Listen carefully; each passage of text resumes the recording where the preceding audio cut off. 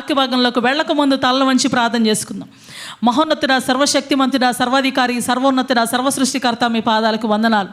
ఈ ఉదయకాలం అందు మీ పాస దగ్గరికి వస్తున్నాం. ఒక ప్రశస్తమైన వాక్యాన్ని ప్రభాతాన్ని మేము ధ్యానించబోతుండగా మీ వాక్య భాగాన్ని వెత్తబోతున్నటువంటి నా పెదవుల్ని తాకి, నా నాలుకను తాకి, నన్ను మీ పరిశుద్ధమైన అగ్నితో దహించి మాటలు నావిగా కాక మీవిగా, మీ నోటికి కేవలం ఒక బోరుగా మాత్రమే వాడుకోమని, వినగల చెవులను, గ్రహించగల మనసులను, అర్థం చేసుకోగల హృదయాన్ని యేసు నామంలో రిలీజ్ చేస్తూ యేసయ్య పరిశుద్ధ నామంలో ప్రార్థించి వేడుకుంటున్నాను తండ్రి, ఆమేన్.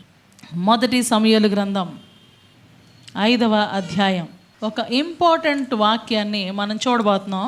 ఈ మొదటి సమూయేలు గ్రంథంలో మీరు కానీ చూస్తే ఇక్కడ 4వ అధ్యాయం నుంచి ఇశ్రాయేలీయులు ఫిలిష్తీయులు యుద్ధం చేస్తూ ఉన్నారు. ఇశ్రాయేలీయులకి డేంజరస్ ఫెలోస్ ఎవరయ్యా అంటే ఫిలిష్తీయులే. శత్రువులందరిలో మీరు చూడండి, శత్రువులందరిలో కఠినమైనటువంటి టఫెస్ట్ శత్రువులు కొంతమంది మనకు ఉంటారు. ఈ శత్రువులు చాలా న్యూసెన్స్ ఫెలోస్. అంటే కొన్ని ఏరియాస్ మనకి చాలా టఫ్గా ఉంటుంది. ఇప్పుడు ఎందుకు ప్రతి ఫ్యామిలీలో ఎవరో ఒక శత్రువు ఉంటాడు.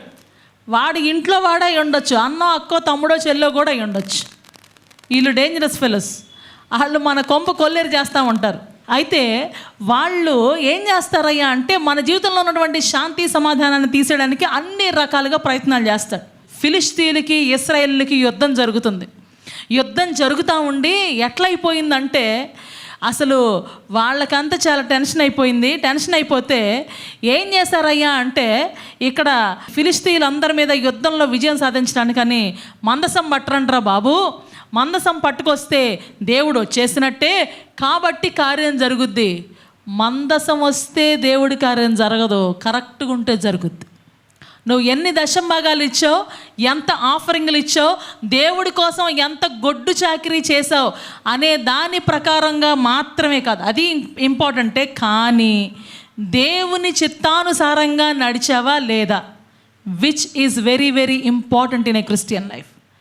దేవుని చిత్తానుసారంగా నడిచి ఎంతన్నా పని చేయి. నేను ఎన్ని వాక్యాలు చెప్పనేయండి, నేను దేవుని చిత్తానుసారంగా లేకపోతే నా పని కూడా అవ్వదు.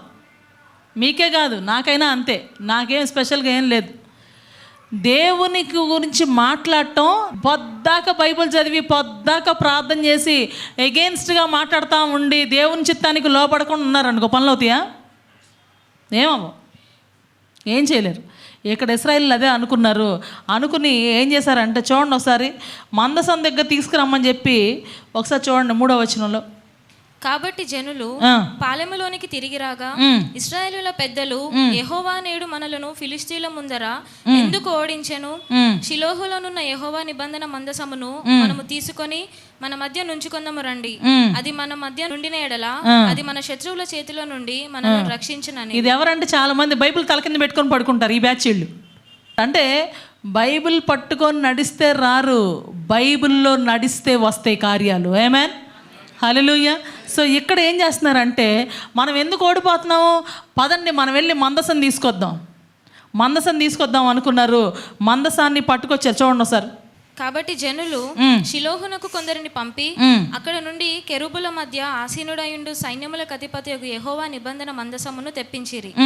ఏలి యొక్క 2 కుమారులైన హొఫ్నీయును ఫినేహసును అక్కడనే దేవుని నిబంధన మందసము నొద్ద ఉండిరి.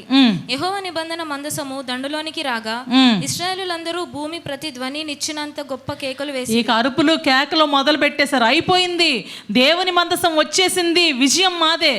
దేవుని మందసం పట్టుకోవడానికి అర్హత ఉందా లేదా, అది లేదు. ఇక్కడ చూడండి ఒకసారి, మందసం రాగానే కేకలు వేస్తున్నారు. చదవమ్మ. ఫిలిష్తీయులు ఆ కేకలు విని హెబ్రీల దండులో ఈ గొప్ప కేకల ధ్వని ఏమని అడిగి యెహోవా నిబంధన మందసము దండులోనికి వచ్చినని తెలుసుకొని జడిసి దేవుడు దండులోనికి వచ్చినని అనుకొని, అయ్యో మనకు శ్రమ, ఇంతకు మునుపు వారి ఇలాగూ సంభ్రమింపలేదు. అయ్యయ్యో మహాశూరుడకు ఈ దేవుని చేతిలో నుండి మనలను ఎవరు విడిపింపగలరు? అరణ్యమందు అనేకమైన తెగుళ్ల చేత వీళ్ళకి కార్యాలన్నీ గుర్తొచ్చేస్తున్నాయి. ఐగుప్తు దేశం గుర్తొస్తుంది, కార్యాలన్నీ గుర్తొస్తున్నాయి. అయ్య బాబో వచ్చేసాడు, అరివీర భయంకరుడు, మహాసూరుడు, చాచిన చేత బాహుబలము చేత, మహాభయము చేత, మహత్కార్యముల చేత, సూచక క్రియల చేత ఇశ్రాయేలుల్ని ఐగుప్తులో నుంచి బయటకు తీసుకువచ్చినటువంటి ఆ మహా గొప్ప దేవుని యొక్క మందసం వచ్చేసింది మధ్యలోకి, మనల్ని ఎవరు కాపాడతారు, ధైర్యం తెచ్చుకోండి ఫిలిష్తీయులారా అని చేస్తే వీళ్ళు రాంగ్గా ఉండి ముట్టుకున్నందుకు యుద్ధంలో ఫిలిష్తీయులు గెలిచారు, ఇశ్రాయేలు ఓడిపోయారు. ఓడిపోయిన తర్వాత వాళ్ళు చేసిన పని ఏంటంటే మందసం పట్టబడింది. మన జీవితంలో ఆరోగ్యం పట్టబడుద్ది, ఐశ్వర్యం పట్టబడుద్ది, మన వాళ్ళు అనుకున్న మన స్వంత వాళ్ళు పట్టబడతారు. మన జీవితాల్లో మనకున్న ఉద్యోగాలు, మనకున్న బిజినెస్లు, మనకున్నటువంటి మానసికమైన శాంతి పట్టబడినప్పుడు ఇది ఫిలిష్తీయులు ఎలాగ కేకలు వేశారో సాతానుడు కూడా అలాగే కేకలు వేస్తాడు. నిన్ను ఓడించేశాను చూడు, నువ్వు అనుకున్నావు కదా నీ పని అయిపోయింది, నీ జీవితంలో నేను నిన్ను ఫర్డ్మని కొట్టేశాను, నీ జీవితంలో నువ్వు పోగొట్టుకున్నావు, నీ సాక్ష్యం ఎగిరిపోయింది, నీ డబ్బులు పోయినాయి, నీ ఉద్యోగం పోయింది, నీ సంపద పోయింది, నీ మనశ్శాంతి పోయింది, నీ ఆరోగ్యం పోయింది, నీ అభిషేకం పోయింది, నీకు సంబంధించిన దేవుడిచ్చిన ప్రద్దాన్ని నేను తీసేసుకున్నా, నువ్వేమీ చెయ్యలేవు అని సాతానుడు అరవటం ప్రారంభిస్తాడు. ఆ అరిచినప్పుడు మనందరికీ బాధేస్తుంది. అయ్యో దేవా, ఈ పరిస్థితుల్లో మమ్మల్ని ఎవరు లేవనెత్తుతారు, ఈ పరిస్థితుల్లో మమ్మల్ని ఎవరు కాపాడతారు, నా భర్త అస్సలు మారట్లేదు, ఎంత చేశానో ప్రార్థన, ఎన్ని ఉపవాసాలు చేశానో అయినా మారట్లేదు, నాకు ఎక్కడ చూసినా నా రోగం తగ్గట్లేదు, ఎన్ని ప్రార్థనలు చేసినా ఎన్ని మెడిసిన్స్ వాడినా తగ్గట్లేదు, నా ఉద్యోగం నాకు రావట్లేదు, నా అప్పుల బాధ నాకు పోవట్లేదు, నాకు మనశ్శాంతి లేదు, నైట్ నిద్ర పట్టక కొట్టుకుంటున్నాను, ఏడ్చుకుంటా బతుకుతున్నాను, నా బ్రతుకు ఇంత అయిపోయింది అని నువ్వు అనుకున్నావా? సాతాను పడేశానని అనుకున్నాడు. మనకి సంబంధించింది ఏది తీసుకున్నా వాడికి మంట పెట్టినట్టే. వాడు అనుకుంటాడు, if you are right before God, this is very very important, ఈ క్లాస్ నేను ఎప్పుడు మర్చిపోను. నువ్వు రైట్గా లేకుండా దేవుడి కార్యం జరుగుద్దని మాత్రం భ్రమపడద్దు. అది నేనైనా మీరైనా ఒకటే, రైట్గా లేకుండా కార్యాలు జరగవు. మందసం పట్టుకున్నాం, తీసుకోండి, వాళ్ళ దేవుడినే పట్టేసుకున్నాం. మందసం అంటే వాళ్ళు దేవుడితో సమానంగా చూస్తారు. మందసం పట్టుకున్నాం అనుకున్నారు, అనుకుని వాళ్ళు ఏం చేస్తున్నారంటే చూడండి, పాపం ఇక్కడ ఏలీ దగ్గరికి వచ్చారు. ఏలీ పాపం పెద్దవాడైపోయి ఉన్నాడు. ఆ పెద్దవాడై ఉండి ఆయన పరిస్థితి ఏం చేస్తున్నారంటే ఇక్కడ చూడండి ఒకసారి 4:17. అందుకు అతడు ఇశ్రాయేలీయుల ఫిలిష్తీయుల ముందర నిలవలేక పారిపోయిరి, జనులలో అనేకులు హతులైరి, హొఫ్నీ ఫినెహాసు అను నీ 2 కుమారులు మృతులైరి, మరియు దేవుని మందసము పట్టబడెను అని చెప్పెను. దేవుని మందసమును మాట అతడు పలకగానే ఏలి ద్వారము దగ్గరనున్న పీఠము మీద నుండి వెనుకకు పడి మెడ విరిగి చనిపోయెను. ఇక్కడ ఏలి చనిపోయింది, కొడుకులు చనిపోయారు అన్న మాట వినపడినప్పుడా, మందసం పట్టుబడింది అన్న మాట విన్నప్పుడా? కొడుకులు ఇద్దరు, హోప్ని ఫినెహాస్, వాళ్ళిద్దరూ చనిపోయారు అన్నప్పుడు కూడా ఏలీ బాధపడలా. మందసం పట్టబడింది అనగానే బాధేసింది. మోస్ట్ ఆఫ్ ద టైమ్స్ చాలామందికి first priority families, first priority వాళ్ళ సొంత జీవితాలు. కానీ దేవుణ్ణి ఫస్ట్ ప్రయారిటీ ఇచ్చిన విషయం ఏలీ అందులో నిర్వివాదాంశం. కాకపోతే కొడుకుల్ని సరిగ్గా పెంచలేకపోయాడు అనేది వేరే విషయం అయినప్పటికీ ఏలీ తన జీవితంలో దేవుణ్ణి అత్యధికంగా ప్రేమించాడు. అందుకే మందసం పట్టబడింది అనగానే వెనక్కి పడిపోయాడు, మెడ విరిగి చనిపోయాడు. తన జీవితంలో చాలా బాధేసింది. అయ్యో నా దేవుడి మందసం వెళ్ళిపోయిందా, అయ్యో నా దేవుడు మా మధ్యలోంచి చనిపోయాడా, ఇశ్రాయేలుకి రథము రౌతులు నీవే అని పొగడబడుతున్నటువంటి సైన్యములకు అధిపతి అయిన యెహోవా దేవుని యొక్క మందసం పట్టబడిందా, అయ్యో జీవితం దుర్భరం అయిపోయిందా అనే బాధలో ఉన్నటువంటి పరిస్థితుల్లో immediate death was taken place. అక్కడ అలాంటి దౌర్భాగ్యంగా చనిపోయారు. చనిపోతే ఇక్కడ ఇశ్రాయేలీయులకేమో దుఃఖం, వేదన, బాధ, వాళ్ళ జీవితం అంతా కూడా చూడండి ఒకసారి 22వ వచనంలో. తర్వాత వాళ్ళ కోడలు డెలివరీ చేస్తా ఈకపోతే అని పేరు పెట్టుద్ది కొడుకు పుట్టినప్పుడు. ఇక్కడ ఒక మాట ఉంటుంది చూడండి 22. దేవుని మందసము పట్టబడిపోయినందున ప్రభావము ఇశ్రాయేలుల నుండి చెరపట్టబడి, దేవుని మందసం పట్టబడింది కాబట్టి ప్రభావం ఇశ్రాయేల్ నుంచి చెరపట్టబడు. దేవుని మందిరంలో ఎటువంటి ఆశీర్వాదం ఉందో ఆ ఆశీర్వాదం ఎగిరిపోయింది. మందసం లేదు, దేవుని యొక్క పరిశుద్ధమైన మందసం లేదు, ఎగిరిపోయింది. కాబట్టి మనం ఏం చేయలేం అనేటటువంటి సిట్యుయేషన్లో అందరూ ఓడిపోయారు. కానీ చూస్తా ఊరుకోవడానికి దేవుడు చేతగానోడు కాడు. హల్లెలూయా. మందసం పట్టుబడితే చూస్తా ఊరుకోవడానికి ఆయనేమి సామాన్యుడు కాదు, సైన్యములకు అధిపతి అయిన యెహోవా. హల్లెలూయా. యుద్ధశూరుడైన యెహోవా ఎంట్రీ ఇచ్చింది మందసం. ఎక్కడికి? దాగోను గుళ్ళో తీసుకెళ్ళిపోయాం. ఆరోగ్యం తీసుకెళ్ళిపోయాం, ఐశ్వర్యం తీసుకెళ్ళిపోయాం, ఉద్యోగం పోయింది, మనశ్శాంతి లేదు, వాళ్ళోళ్ళు వాళ్ళ దగ్గర లేకుండా వెళ్ళిపోయారు, అయ్యో జీవితం పాడైపోయింది, నాశనం అయిపోయింది అనుకుంటున్నాడేమో. వెళ్ళిన తర్వాత అక్కడ కాలుస్తాడు. మాటలేం కాదు, వెళ్ళి ఇక్కడి నుంచి తీసుకెళ్ళాడంటే, తీసుకెళ్ళి పెట్టుకున్నాడంటే వాడికి నరకం షురుకీజీ అంత్యాక్షరి అంటాడు దేవుడు అప్పుడు. అందుకని ఇక్కడ చూడండి, వెళ్ళాడు, తీసుకెళ్ళాడు. 5వ అధ్యాయం 1వ వచనం. ఫిలిష్తీయులు దేవుని మందసమును పట్టుకొని ఎబెనేజరు నుండి అష్డోదునకు తీసుకొని వచ్చి దాగోను గుడిలో దాగోను ఎదుట దాన్ని నుంచిరి. అయితే మర్నాటి కల్లా దాగోను పాపం బోర్ల పడిపోయింది. తీసుకెళ్ళి దాగోను గుడిలో పెట్టారు. ఏదన్నా చేసేయగలం, మేమేమన్నా సాధించగలం, తీసుకెళ్ళి మా దేవత ముందు పెట్టుకోగలం. ఏదైతే పోయిందో ఈ సంవత్సరం ఒక్కటి కూడా అక్కడ ఆగేది లేదు, అన్నీ వెనక్కి వచ్చాయి యేసునామములో. ఇక్కడ వీళ్ళు వేసుకొచ్చారు. అది ఒట్టిగా రాదు, వడ్డీతో సహా వస్తుంది. ఉద్యోగం 10,000 రూపాయలది పోతే 25,000 జీతంతో వస్తుంది. అప్పులైపోయి ఇరుకులైపోయి ఇబ్బందులుంటే ఐశ్వర్యం లక్షల్లో కనుకుంటే కోట్లలోకి తీసుకెళ్ళిపోతాడు దేవుడు. ఆరోగ్యం బాగలేదు అనుకుంటే అక్కడి నుంచి ఆరోగ్యంతో పాటు విజయాల పరంపర కొనసాగిపోద్ది యేసునామములో. అయ్యో మా పిల్లలు మారట్లేదు, నా భర్త మారట్లేదు, మా పరిస్థితి బాగలేదు అనుకుంటే వాళ్ళు మారిపోవడమే కాకుండా మహానీతిమంతులైపోతారు యేసునామములో. ఎక్కడైతే దుఃఖము, రోదన, వేదన, బాధ, కష్టం, ఇరుకు, ఇబ్బంది ఉందో ఆ పరిస్థితులన్నిటిలోంచి విజయాల పరంపర కొనసాగిపోద్ది యేసునామములో. హల్లెలూయా, హల్లెలూయా. తీసుకెళ్ళి పెట్టారు కొన్నాళ్ళే, ఎప్పుడూ ఉంచలేరు. కొన్నాళ్లే సాతాను బంధించగలడు, కొన్నాళ్లే పెట్టుకోగలడు. ఆ తర్వాత పెట్టుకుంటే వాడే భరించలేడు. ఎందుకంటే ఇది హై వోల్టేజ్, ఇది ఒట్టి వోల్టేజ్ కాదు, ఇది హై వోల్టేజ్ కరెంట్ తీగ. పట్టుకుంటే కాలిపోద్ది, దాన్ని వెళ్ళి ముట్టుకోకర్లా, దగ్గరికి వెళ్తేనే కాలిపోద్ది. అదే మనకు సంబంధించిన ప్రతి ఒక్కదానికి అంత పవర్ ఉంది. తీసుకెళ్ళి పెట్టుకున్న సాతానుడు అయ్యో అయిపోయింది, నేను అన్ని రకాలుగా ఓడించేశానని భ్రమలో బతుకుతున్నాడేమో. వాటిని తిరిగి వచ్చే రోజులు సమీపమైపోయినాయి యేసునామములో. ఆమేన్. ఇక్కడ అందుకనే తీసుకొచ్చి దాగోను ముందు బోర్ల పడింది. ఆనంగానే పాపం దాగోను గబగబా లేచి నుంచో పెట్టారంట. దాగోను గుడిలో దాగోను ఎదుట వారు నుంచిరి. అయితే మరునాడు అష్టోదు వారు ప్రాతకాలమందు లేవగా, ఇదిగో దాగోను యెహోవా మందసం ఎదుట నేలను బోర్లబడి ఉండెను. కనుక వారు దాగోనును లేవనెత్తి వారి స్థానమందు మరలా ఉంచిరి. ఆ మరునాడు వారు ఉదయమున లేవగా దాగోను యెహోవా మందసం ఎదుట నేల పాపం ఒకసారి లేపారు, అప్పుడు లేచాడు, మళ్ళీ ఒకసారి పడిపోయిందని లేపితే రెండోసారి పడిందల్లా ఏమైపోయిందో చూడమ్మా. దాగోను యెహోవా మందసం ఎదుట నిలబడి బోర్లబడి ఉండెను. దాగోను యొక్క తలయు 2 అరచేతులను తెగవేయబడి ఇక పెట్టడానికి పనికిరాదు. మన శత్రువులు మన జోలికి వచ్చి సాతాను రూపంలో కానీ, వ్యక్తుల రూపంలో కానీ, శక్తుల రూపంలో కానీ, చేతబడులు, చెల్లంగులు, రకరకాల క్రియలతో మన మీదకి కనుక వస్తే ఎందుకు పనికి రాకుండా పోతారు. దేవుడు వదిలిపెట్టడు, దేవుడు చూస్తా ఊరుకోడు. జరిగిపోతుందిలే, ఏం కాదులే, మనల్ని పట్టుకోలేకపోయారు, మేము ఎవరికి ఏమీ చేయలేస్తున్నామో కూడా, వాళ్ళు ఏమీ చేయలేకపోతున్నారు అనుకుంటున్నారేమో. దేవుడు లేకుండా కొట్టేస్తాడు, దేవుడు కనపడకుండా తీసేస్తారు, వారి జీవాన్ని కొట్టేస్తారు.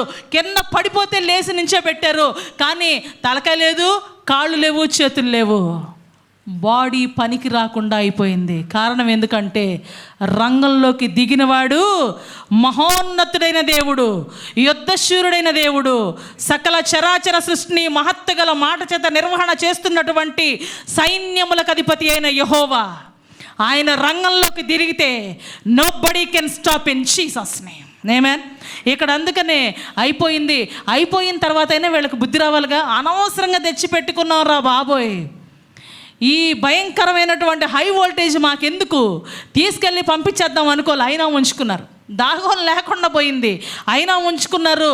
ఉంచుకున్నప్పుడు జరుగుతుంది నెక్స్ట్ చూడండి కార్యాలు. యెహోవా హస్తము అష్టోదు వారి మీద భారముగా ఉండెను. అష్టోదు వారిని గడ్డల రోగం వచ్చింది. ఎప్పుడైనా గుర్తుపెట్టుకోండి, మనకి సంబంధించినవి గనక పట్టుబడితే మీరు చూడండి, అవతల కలిసి రాదు. వాళ్ళ కర్మానికి వాళ్ళు చేసుకుంటున్నట్టే. ఎందుకంటే దరిద్రం చుట్టుకుపోద్ది. ఇక్కడ యెహోవా మందసం అక్కడ ఉంటే ఫస్ట్ వాళ్ళకి గడ్డలు వచ్చినాయి. గడ్డలు వచ్చినప్పుడు అప్పుడని తెలుసుకోవాలిగా. తంతనాడు దేవుడు, అమ్మో వాళ్ళ దేవుడు డేంజరస్, తీసుకొచ్చి ఇక్కడ పెట్టుకున్నాం, ఎందుకు వచ్చిన గోల పంపించేద్దాం అనుకోవాలిగా. అనుకోకుండా అంతే ఉంచారు. తర్వాత చదవండి. అష్టోదు వారు సంభవించిన దాన్ని చూచి ఇశ్రాయేలుల దేవుని హస్తము మన మీదను మన దేవతయగు దాగోను మీదను బహు భారముగా నున్నదే. ఆయన మందసము మన మధ్య నుండుటయే దీనికి కారణము కదా. అది ఇక మన మధ్య నుండకూడదు. అమ్మో వద్దు, మా దగ్గర ఉందంటే మాకు దరిద్రం, మాకొద్దు నాయనో, మీరు తీసుకోండి, మీ ఉద్యోగం మీరు తీసుకుపోండి, మీ బిజినెస్లు మీరు తీసుకుపోండి, మీ ఆస్తులు మీరు తీసుకుపోండి, మీ డబ్బులు మీకు తీసుకుపోండి, మీ మనశ్శాంతి మీరు తీసుకుపోండి, మీరు పోగొట్టుకున్న ప్రతి, నేను ఎత్తుకొచ్చిన ప్రతి మీరు తీసుకుపోండి యేసు నామములో. హల్లెలూయా, హల్లెలూయా. మీ దేవుడు మమ్మల్ని వాయించేస్తున్నాడు, మీ దేవుడు మమ్మల్ని వాయించేస్తున్నాడు, నేను మాత్రం ఇది పడలేను అని ఫిలిష్తీయులు అనుకోవటం ప్రారంభించేశారు. ఫస్ట్ దాగోనికి ఎఫెక్ట్ వచ్చింది, ఆ తర్వాత గడ్డల రోగం వచ్చింది, ఆ తర్వాత కంటిన్యూ చేస్తే సరే ఏం చేద్దాం అనుకున్నారు. అక్కడ నుంచి ఏం చేద్దాం అనుకో 9వ వచనం. అయితే వారు అష్టోదు నుండి గాతునకు దానిని మోసుకొని పోయిన వీళ్ళకి గురీగలేరు, వీళ్ళకి ఏం చేయాలో అర్థం కావట్లా. ఇక్కడ ఉంచితే డేంజర్ అయిపోయింది, దేవత లేకుండా పోయింది, మా పరిస్థితి అంతా ఘోరం అయిపోయింది, గడ్డలు వస్తున్నాయి అంటే సరే అప్పటికైనా తెలివి రావట్లా. అప్పుడు కూడా నెక్స్ట్ ఒక దెబ్బ పడినప్పుడు తెలుసుకోవాలి. తెలుసుకోకుండా మనకు సంబంధించినట్టు తీసుకెళ్ళి పెట్టుకుంటే ఏమవుతారు, పోతారు. చదవమ్మా, కంటిన్యూ చేయి. యెహోవా హస్తము ఆ పట్టణపు పెద్దలకు పిన్నలకు. ఈసారి ఎవరికి వచ్చింది? యెహోవా హస్తం ఆ పట్టణపు పెద్దలకు పిన్నలకు రహస్య స్థానములో గడ్డలు లేపి వారిని మొత్తి గొప్ప నాశనము చేశాను. ఒట్టి గురుకోలే, ఈసారి పైకి చెప్పుకోలేని ప్లేసుల్లో వచ్చినాయి, పైకి ఎవరికి మాట్లాడలేని పరిస్థితులు వచ్చినాయి. అంతకుముందు పెద్దోళ్ళకి మాత్రమే వచ్చినాయి, ఇప్పుడు చిన్నోళ్ళకి కూడా వచ్చినాయి. ఆ ఇళ్ళు నాశనం అయిపోయినాయి. హల్లెలూయా, హల్లెలూయా. నెక్స్ట్ చూడండి ఒకసారి. ఆ తర్వాత వారు దేవుని మందసమును ఎక్రోనునకు పంపివేయగా. యాక్చువల్గా ఫిలిష్తీయులకి 5 ముఖ్యమైన పట్టణాలు ఉంటాయి. 5 ముఖ్యమైన దానిలో ఒకదాని నుంచి ఒకదానికి వాళ్ళ దగ్గర బెటరేమో, వీళ్ళ దగ్గర బెటరేమో, ఎన్ని ప్రయత్నాలు చేసినా ఆ ప్రయత్నాలన్నీ యేసు నామములో ఫెయిల్ అయిపోతాయి. హల్లెలూయా. ఎన్నన్నా ప్రయత్నాలు చేసుకోండి, అవని అంటూ ఉంటాడు, దేవుడు తంతా ఉంటాడు, దేవుడు తంతా ఉంటాడు, తన్నించుకుంటూ ఉంటారు. ఇక్కడ జరుగుతూ ఉంది కూడా అదే ప్రక్రియ. చూస్తూ ఉంటే ఎక్రోనికి పంపించారంట. ఎక్రోన్లోకి వస్తే ఎక్రోనీయులు కేకలు వేసి మనలను మన జల్లను చంపివేళ్ళని వీరు ఇశ్రాయేళ్ల దేవుని మందసం మన యొద్దకు తీసుకొని వచ్చారు. అమ్మో, మమ్మల్ని ఈడు సైడ్ అని తీసుకొచ్చారా? ఎందుకు తీసుకొచ్చారా బాబు ఈ మందసం? మీ అందరికి వచ్చిన ఈ రోగాలు మీ అందరి నుంచి ఒకళ్ళ మా దగ్గర తీసుకొచ్చారేంటి? ఎక్రోనికి గాతు, అష్టోదు, అషకు, తర్వాత ఎక్రోను, ఈ 5 కూడా ఫిలిష్తీయుల యొక్క ముఖ్యమైన పట్టణాలు. ఈ 5 ముఖ్యమైన పట్టణాల్లో ఎక్రోనుకు వచ్చేప్పుడు ఎక్రోన్ వాళ్ళకి పాపం గుండెల్లో రైళ్లు పరిగెత్తినాయి. వాళ్ళు గోల పెట్టారు, అమ్మ నాయన మాకొద్దు. చదువు. కాగా జనులు ఫిలిష్తీయుల సర్దారులందరినీ పిలువనంపించి ఇశ్రాయేలు దేవుని మందసము మనలను మన జనులను చంపకుండునట్లు స్వస్థానమునకు దానిని పంపించుడనిరి. దేవుని హస్తము అక్కడ బహుభారముగా, అక్కడ కూడా కొద్ది రోజులు ఉంచారు. దేవుని హస్తము అక్కడ బహుభారముగా ఉండెను కనుక మరణ భయము ఆ పట్టణస్థులందరినీ పట్టి ఉండెను. చావక మిగిలి ఉన్నవారు గడ్డల రోగము చేత మొత్తబడిరి. ఆ పట్టణస్థుల కేకలు ఆకాశము వరకు వినపడెను. ఈ రోజున మన శత్రువుల యొక్క కేకలు పాతాళము వరకు వినపడిపోతాయి యేసు నామములో. హల్లెలూయా, హల్లెలూయా. ఎవరైతే మనల్ని బాధ పెట్టి, ఎవరైతే మనల్ని కష్టపెట్టి, ఎవరైతే సాతాను చేతిలో సాధనాలుగా వాడబడి మన మనశ్శాంతిని ఎత్తుకుపోయారో, మన సాక్ష్యాలని పాడు చేశారో, మన జీవితాల్ని నాశనం చేశారో, వాళ్ళందరి యొక్క కేకలు పాతాళం కోసం రెడీగా ఉన్నాయి వినపడడానికి. హల్లెలూయా. దేవుడు చూస్తా ఊరుకోవట్లేదు. దేవుడు యుద్ధ రంగంలో ప్రవేశించడం నేను నా కళ్ళారా చూశాను. ఆయన యుద్ధంలోకి అడుగు పెట్టడం చూశాను. అందుకే ఆయన యుద్ధంలోకి అడుగు పెడితే ఆయన ముందు నిలబడగలిగిన వాడు ఎవడు లేడు. ఎక్రోను వాళ్ళు ఆకాశం అంటే అంత కేకలు వేశారంట. వేసిన తర్వాత వాళ్ళందరూ కూడా శకునాలు తీసుకొచ్చే వాళ్ళని తీసుకొస్తే వాళ్ళు ఏం చెప్పారంట, బాబు డేంజరస్, బంగారపు పందికొక్కుల్ని చేయించండి, బంగారపు గడ్డల్ని చేయించి మొత్తం ఆ మందసాన్ని ఎక్కించండి. మామూలుగా ఎద్దులు మోస్తాయి, కానీ పాడి ఆవుల్ని కట్టించండి, పాడావుల్ని కట్టించి పెట్టించేసి దేసేయండి, పంపించేయండి. వద్దు, ఎడిపోతే అడిపోయింది ఆ మందసం, మనకొద్దు. అష్టోదు లేదు, అషకు లేదు, గాజా లేదు, గాతు లేదు, ఎక్రోన్ లేదు. ప్రపంచం మొత్తం తిరిగినా సరే, వాళ్ళ దేశం మొత్తం తిరిగినా సరే, దేశం మొత్తానికి గజగజలాడిపోయే భయం పుట్టించేశాడు దేవుడు. హల్లెలూయా, హల్లెలూయా. మన గొప్ప దేవుడు, నమ్మదగిన దేవుడు. అనుకున్నారేమో పట్టుకున్నామని, అనుకున్నారేమో ఓడించేసామని, కానీ విజయం మన పక్కనే ఉంది యేసు నామములో. హల్లెలూయా, హల్లెలూయా. అందుకనే ఈ కార్యం చెప్తా. ఆ తర్వాత వాళ్ళందరూ కూడా అవన్నీ తీసుకొని వచ్చి చేశారు. కొత్త బండి ఒకటి చేయించారు. మాకు వద్దులే బాబు, కొత్త బాక్సులు రెడీ, కొత్త బళ్ళు రెడీ, కొత్త బంగారం రెడీ, కొత్త అన్ని కొత్తవి రెడీ చేసి పంపిస్తున్నారు. మందసంతో పాటు ఎక్స్ట్రా. ఇక్కడ buy 1 get 7 free in Jesus name. Hallelujah. ఒక వంతు పోగొట్టుకుంటే 7 అంతలు తిరిగి తీసుకొని రావడానికి దేవుడు సంసిద్ధుడిగా ఉన్నాడు. ఆమేన్, హల్లెలూయా. దేవుడు అద్భుత కార్యాలు జరిగిస్తారు, దేవుడు ఆశ్చర్యకార్యాలు జరిగిస్తారు. ఇక్కడ వాళ్ళు మందసం మీదకి ఎక్కించేశారు. 6వ అధ్యాయం 8వ వచనంలో కనుక చూస్తే వాళ్ళన్నీ చేసుకొచ్చి ఏం చేస్తారు చూడండి ఒకసారి. యెహోవా మందసమును ఆ బండి మీద ఎత్తి అపరాధార్థముగా ఆయనకు మీరు అర్పింపవలసిన బంగారపు వస్తువులను దాని ప్రక్కనే చిన్న పెట్టెలో ఉంచి అది మార్గమున పోవునట్లుగా విడిచిపెట్టుడి. అది బెత్షెమెషు పోవు మార్గమున. ఏటన్నా బాగునేయండి, మాకెందుకు వచ్చిన గోల? ఏటన్నా బాగునేయండి, మాకెందుకు వచ్చిన గోలరా బాబు? మీ మందసం వద్దు, మీరు వద్దు, మాకు ఈ గంటలు అంతకన్నా వద్దు, అనవసరంగా తెచ్చిపెట్టుకున్నాం. వీళ్ళు మాకు దేవత లేదు, మేము లేము, మాకు రోగము వచ్చింది, మా వల్ల కాదు. మీ మందసం దండం, మీకు దండం తీసుకుంటారు బాబు. ఇజ్రాయిల్లారు ఎక్కడ ఉన్నారో ఏంటో, మీ మందసం మీ దగ్గరికి వస్తుందో వేరే వాళ్ళ దగ్గరికి వస్తారు. నాకెందుకు వచ్చిన గోల? మాకొద్దు బాబు మీ మందసం వస్తే ఏదో అనుకుంటున్నారు, ఇక్కడది గొప్ప ప్రభావం. హల్లెలూయా, హల్లెలూయా. ఇక్కడ అందుకనే తీసుకొచ్చి బెత్షెమెషు దగ్గర యెహోషువ ఉంటాడు. ఉండి అక్కడ వాళ్ళందరూ కూడా గోధుమ నేలలో కోస్తా ఉన్న సమయంలో అక్కడికి వెళ్ళటం చూడండి ఒకసారి. 14వ వచనం. ఆ బండి బెత్షెమెషు వాడైన యెహోషువ యొక్క పొలములోనికి వచ్చి అక్కడ నున్న ఒక పెద్ద రాతి దగ్గర నిలువగా వారు బండి ఎక్కి కర్రలను చీల్చి ఆవులను యెహోవాకు దహన బలిగా అర్పించిరి. లేవీయులు యెహోవా మందసము బంగారపు. ఎవరు దింపారమ్మా? ఎవరి పని వాళ్ళే చేయాలి. చాలామంది ఈ ఆవేశంతో చాలా పనులు మేమెందుకు చేయలేం? భక్తి గుంటం వచ్చు, కరెక్ట్ గుంటం వచ్చు, స్పిరిచువల్గా రైట్ గుంటం వచ్చు, కానీ దేవుని దగ్గర నుంచి సమాధానం తెచ్చేవాడే తేవాలి. దేవుడు ఆ వరం ఇచ్చి దేవుడు చేసుకోమంటే ఫైన్, లేకుండా చేసిన వాళ్ళు మాత్రం తిరిగి కష్టాలు పడతారు. ఇక్కడ అదే పని ఏం చేస్తున్నారంటే వాళ్ళు వచ్చి దహన బలులు అర్పించారు. అర్పించిన తర్వాత లోపలున్న గడ్డలు తీసిన వాళ్ళు లేవీయులు. చదవండి అమ్మా, కంటిన్యూ చేయి.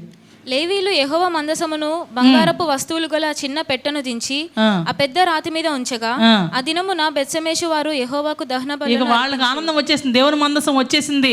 వెనక్కి తిరిగి మనం పోగొట్టుకున్నవన్నీ వస్తే ఎంత బాగుంటుంది, చాలా సంతోషంగా ఉంటుంది కదా. మీలో చాలామంది ఉద్యోగాలు వచ్చినాయి అని చెప్పారు, ప్రమోషన్లు వచ్చినాయి అని చెప్పారు, విజయాలు వచ్చినాయి అని చెప్పారు, శాలరీలు పెంచామని చెప్పారు, అప్పులు తీర్చబడినాయి అని చెప్పారు. దేవుడు కార్యం జరిగించేశారు. ఆయన కార్యం జరిగించినప్పుడు చాలా సంతోషం, సమాధానం. చదవమ్మ, కంటిన్యూ. 17వ వచనం.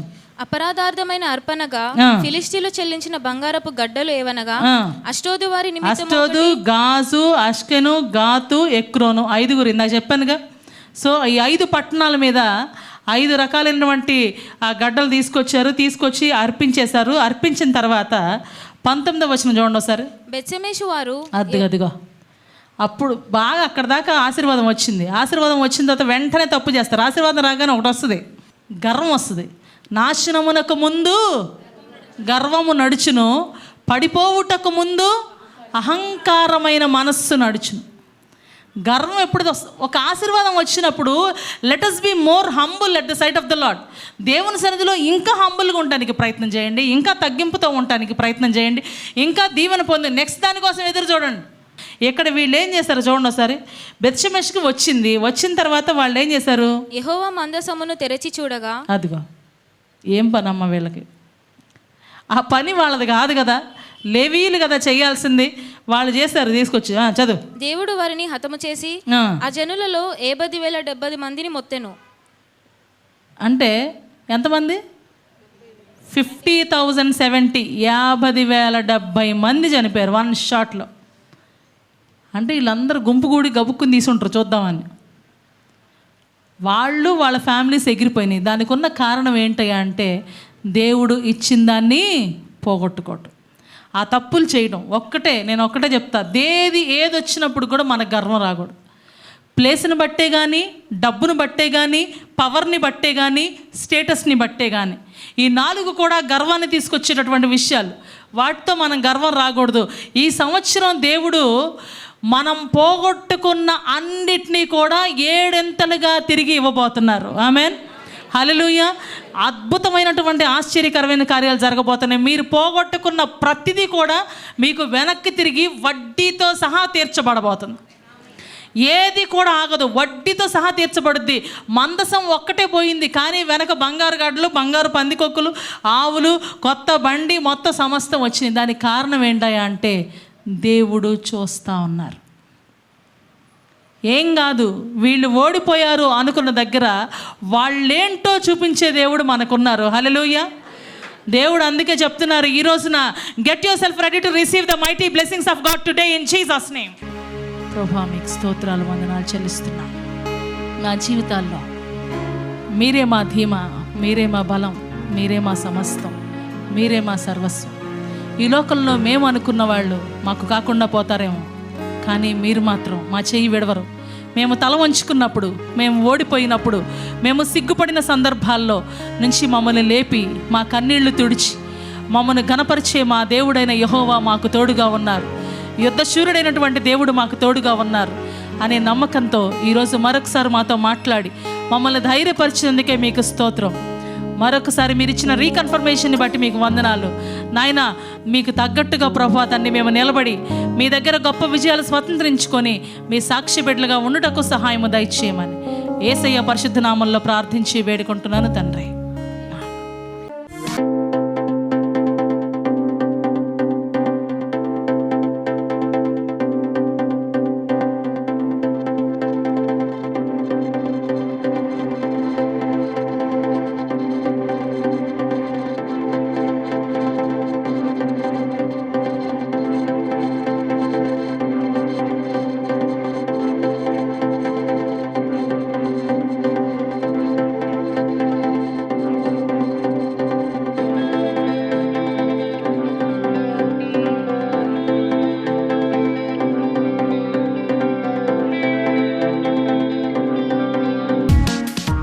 దేవుడు మిమ్మల్ని దీవించును గాక.